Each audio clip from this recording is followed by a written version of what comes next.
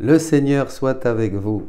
Et avec votre esprit. Lecture de l'Évangile de Jésus-Christ selon saint Matthieu. Gloire à toi, Seigneur.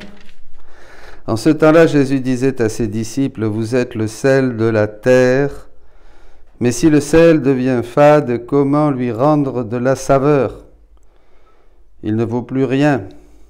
On le jette dehors et il est piétiné par les gens.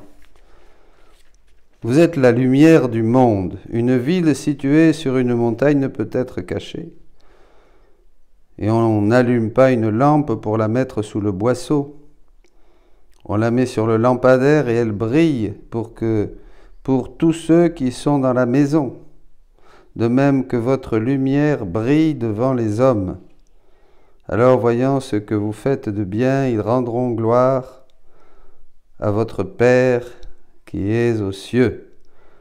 Acclamons la parole de Dieu. Louange à toi, Seigneur Jésus.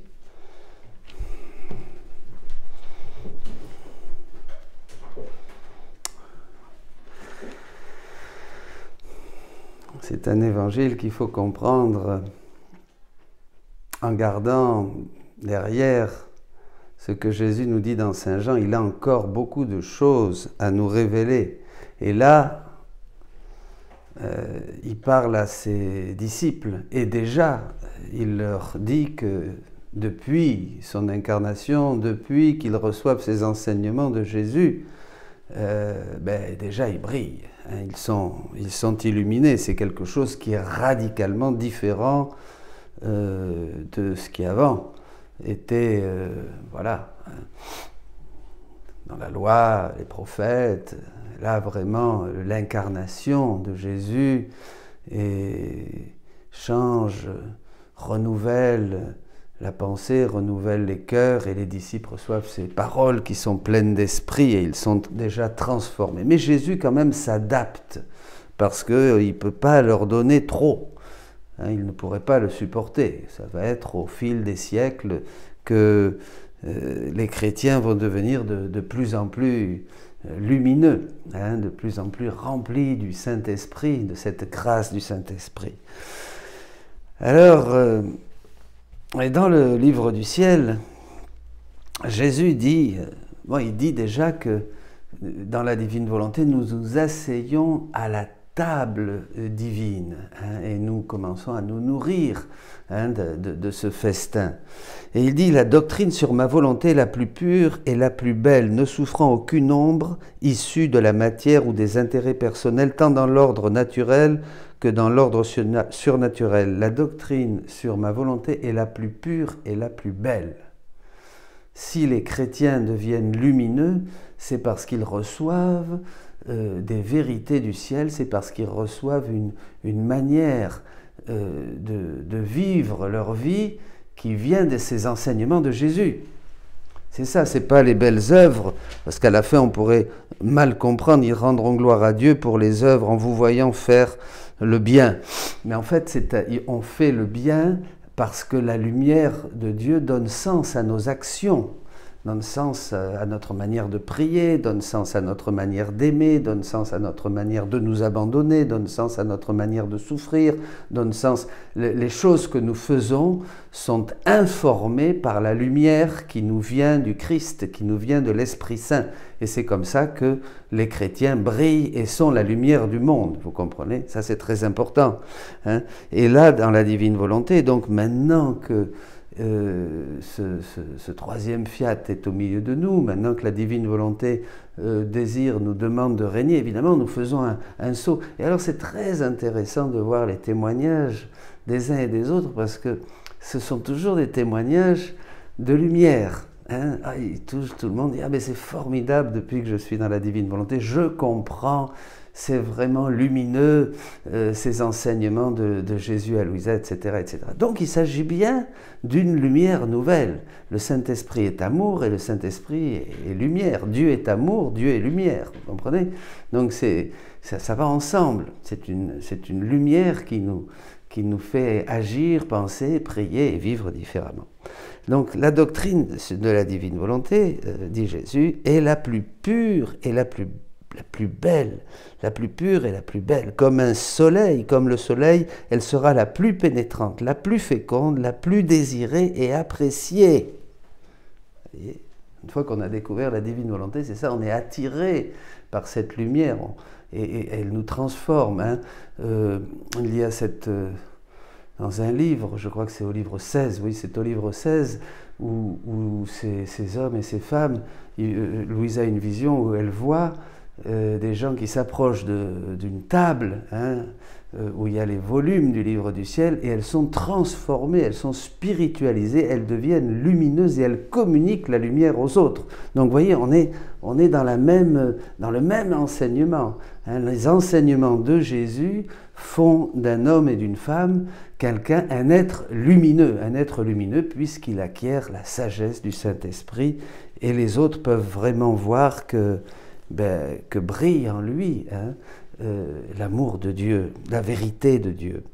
Elle ne sera pas sujette au doute, à la suspicion, à l'erreur, et si certains mots n'étaient pas compris, ce serait parce que ma volonté dégage trop de lumière qui éclipse l'intellect humain et ne permet pas aux hommes de comprendre la vérité dans toute son ampleur. Donc voilà. Mais alors, je dis ça pour arriver maintenant à un texte qui va plus loin.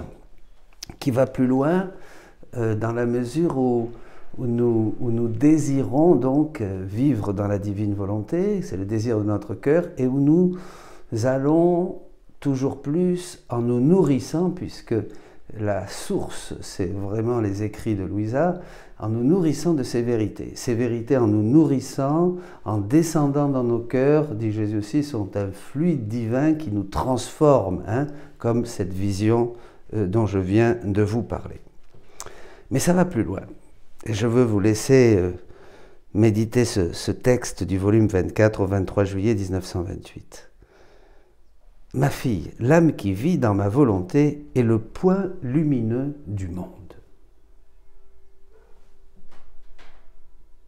Tout comme un soleil apparaît sous la voûte des cieux pour revêtir la terre de ses rayons et pénétrer toute chose, embellir, colorer, féconder la terre de sa vie de lumière. Un autre soleil, plus beau et plus resplendissant peut-être, vu en ce point du monde, c'est-à-dire dans l'âme où règne ma divine volonté.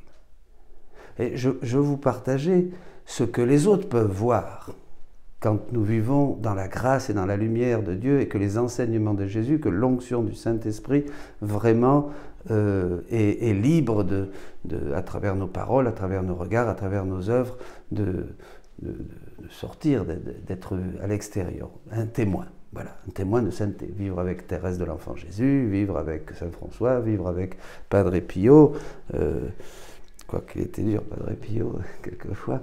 Hein, c'était évidemment édifiant, hein, parce qu'ils étaient lumineux. Saint Charbel, hein, Silouane étaient lumineux. Hein, dans cet entretien avec Motovilov, ils sont devenus tous les deux lumineux, vous voyez.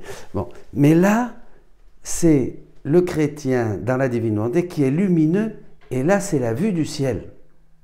Vous comprenez? C'est plus la vue de la terre, c'est plus comme les autres. Là, Jésus nous partage comment le ciel voit un homme et une femme qui vit, qui s'efforce de vivre dans la divine volonté. Là, c'est la vue du ciel. C'est une vue céleste, si on peut dire. Vous savez, on peut voir les choses, on peut faire des photos comme ça, puis il y a des photos aussi qui sont prises d'avion. Alors là, on voit beaucoup mieux. On voit même les villes la nuit, on voit tous ces points lumineux. Hein? Vous voyez? Bon.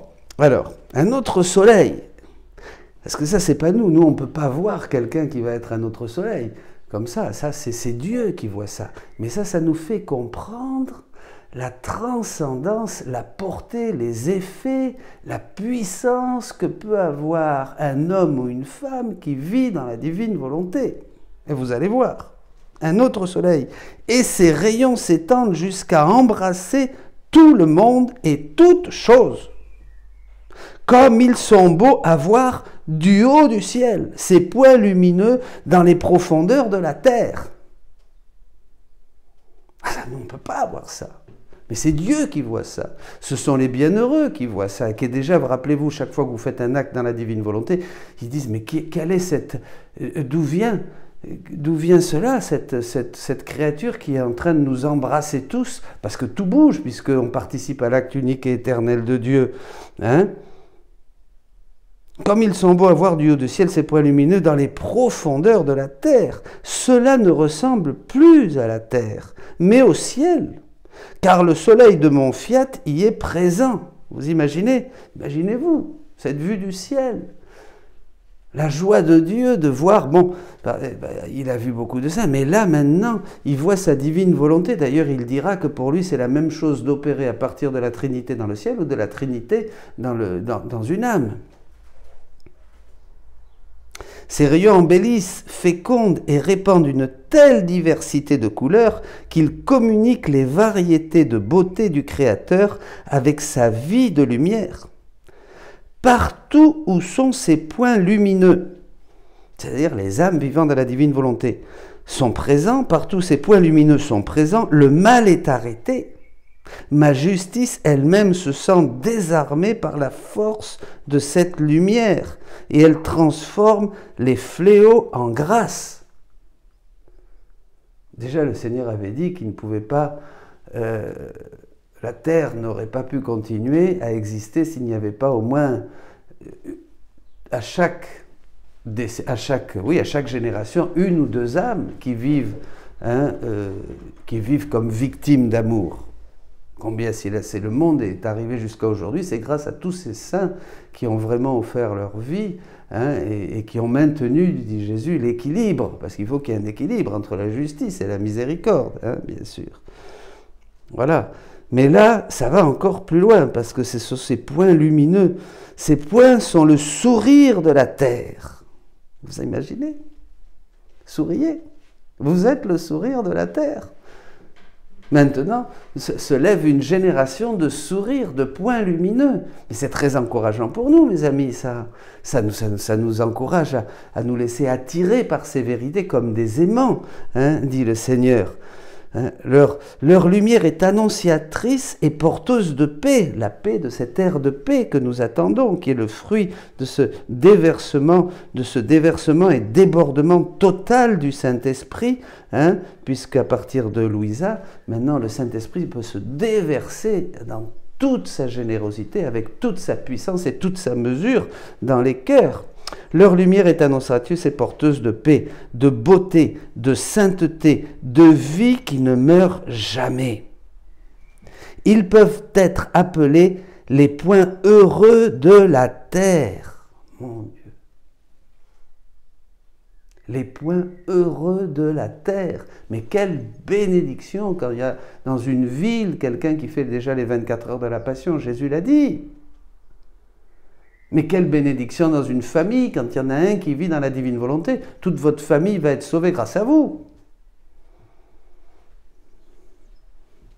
Il faut prendre conscience de ces choses, parce qu'on peut en parler, je vous en parle, mais on ne voit pas, évidemment, c'est intérieur, on ne peut pas, mais ça, on ne peut pas se rendre compte, on ne peut pas dire « Ah oui, je suis un point lumineux ». On ne va pas voir, mais c'est ce qui se passe, c'est la vérité, c'est la réalité que nous dit la foi, que nous dit Jésus. C'est lui la foi. Vous voyez, donc là, on rentre dans quelque chose, évidemment, d'invisible, mais de très, très, très réel, beaucoup plus réel que tout ce qui nous entoure. Ne sont pas présents. Et il se fait quelque bien. Tandis que là où ces points lumineux ne sont pas présents, la terre est obscure. Et s'il se fait quelque bien, c'est comme ces petites lumières qui n'ont pas de rayons parce que la source de la lumière est absente de ce bien, c'est-à-dire la divine volonté. Sans parler, alors il y a cette obscurité horrible dans laquelle nous sommes plongés maintenant, avec tout ce qui se manigance au niveau des gouvernements, des lois. Je ferme la parenthèse, mais vraiment devenons victimes d'amour pour demander, réparons pour toutes ces horreurs qui se décident dans les coulisses obscures de cette volonté humaine perverse, dénuée de tout bien, de toute éthique, qui est diabolique parce qu'elle n'est plus avec Dieu.